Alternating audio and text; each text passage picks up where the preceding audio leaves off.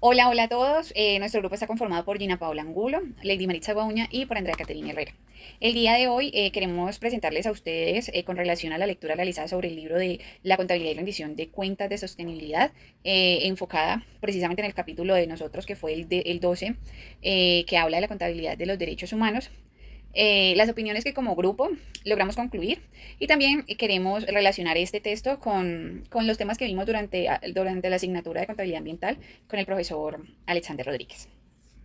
Ahora bien, como seres vivos que somos y además como humanos, tenemos unas necesidades que suplir. Estas necesidades nos han llevado al incremento del consumo, del consumismo de bienes y servicios. Estos bienes que son los que explotan y que hacen que crecen, que las industrias hayan crecido de una forma muy eficaz. Por un lado, podemos ver que esas industrias en el momento del crecimiento generan muchos empleos y para la economía global es muy buena, pero teniendo en cuenta de que a estas industrias incrementar su elaboración y producción, lo que hacen es explotar más recursos que son finitos, teniendo en cuenta que los recursos son finitos y al momento de hacer la explotación de estos recursos, lo que crean es un daño al medio ambiente. En el momento podemos evidenciar de que la afectación que tenemos al medio ambiente es tenaz. Ya mi compañera lo podrá decir más adelante cómo estamos afectando, ya viendo que el consumismo ha generado que estas industrias crezcan y no se concientizan. Exactamente como lo dice mi compañera Gina, se tiene como consecuencias negativas la contaminación del medio ambiente, pero hay otras consecuencias que se generan a partir de este consumismo y es los derechos humanos.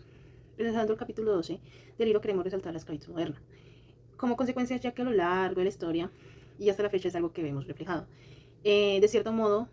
se nos ha vuelto paisaje. Si quisiéramos hacer como una comparación, podríamos ver el caso de los campesinos, que a pesar de que son responsables de que podamos consumir los alimentos indispensables del día a día, siempre han tenido como pagos bajos por esta labor y pocas oportunidades de mejora y crecimiento. ¿Por qué? Porque las vías donde deben atravesar sus cosechas siguen siendo terribles, porque muchos campesinos no cuentan con prestaciones, porque deben exponerse a condiciones climáticas de fuerzas muy complejas. Eh, Actualmente, como lo vemos reflejado en la imagen, estos son los países con mayor índice de esclavitud, donde vemos el país de la India, que cuenta con una cantidad absurda de casi 14 millones de personas en condiciones confirmadas. Bueno, y es que si quisiéramos buscar un responsable de estas injusticias, eh, es necesario que miremos hacia los gobiernos y hacia aquellas personas que siempre han estado como, o organizaciones que siempre han estado como en el poder, que tienen poder importante, porque históricamente también se evidencia que estos son capaces de modificar, crear leyes, cosas que logren justificar el daño que se está haciendo al medio ambiente y que evadan como esas responsabilidades. Entonces, ¿qué más podemos evidenciar de estos gobiernos, de estas personas? Que ese mismo poder también les permite manipular los medios de comunicación, entonces por eso muchas veces el pueblo se ve demasiado desinformado y no conoce realmente el impacto que tiene el uso irracional de estos recursos. Si quisiéramos asociarlo o traer un ejemplo como a la realidad, podríamos, un poco enlazado con lo que decía mi compañerita Lady, pensar o hablar acerca de un video que vimos durante la asignatura que se llama El precio de la tierra, en donde veíamos cómo el campesino se veía como desplazado de alguna manera por el mismo gobierno, porque el Estado hacía como cambios en las titulaciones de las tierras a través de promesas falsas que finalmente no le cumplían al campesino, en donde se veía que el campesino que no quería vender sus tierras finalmente se veía en constantes amenazas y tenía que verse forzado al desplazamiento y que tuvo como consecuencia ver cómo el campesino trabajaba en las que eran sus tierras, pero ahorita para otra persona de un poder mucho mayor. Aparte pues de que su remuneración no era buena y de que no contaba con ningún tipo de prestaciones sociales.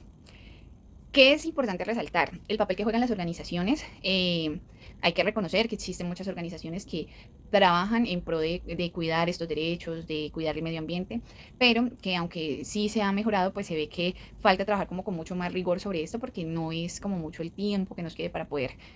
hacer algo. Como conclusión, ya nosotras como grupo lo que pensamos es que se va a hacer un llamado al conocimiento, que debemos de trabajar en generar la conciencia en las personas para que logren siempre tener en cuenta el impacto que tiene el uso irracional de los recursos, para que logren entender, interiorizar que la culpa del consumismo la generamos nosotros, la tenemos nosotros mismos, que somos nosotros mismos quienes lo hemos generado y quienes deberíamos trabajar en eso para poder aportar nuestro granito de arena. Y ya, como profesionales,